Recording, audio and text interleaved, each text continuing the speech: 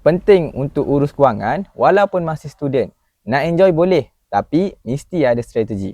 Contohnya, kita buat bajet untuk perbelanjaan. Sebagai contoh, yang pertama, kita pecahkan duit ikut keperluan. Yang kedua, simpan walaupun sikit. Yang ketiga, elak belanja ikut emosi. Dan yang keempat, buat simpanan jangka masa panjang. Contohnya, buat simpanan emas. Saya sendiri pun masih seorang student tapi dah mula simpan emas. Mula dengan RM100 je, guna akaun Gap Public Gold. Setiap kali ada lebihan belanja, saya simpan sikit-sikit. Kenapa kita kena simpan emas? Yang pertama, nilai emas tahan inflasi. Yang kedua, duit tak bocor. Yang ketiga, boleh jadi simpanan kecemasan kita. Dan yang keempat, lagi lama kita simpan, lagi untung. Kita tak perlu tunggu gaji besar, baru nak mula simpan emas. Yang penting, mula dulu walaupun kecil.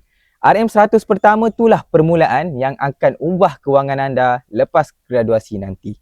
Jadi, student yang berminat nak buat simpanan emas, jom mulakan simpanan emas sekarang. Boleh komen dekat bawah untuk saya bantu anda mulakan simpanan emas pertama bersama Public Gold.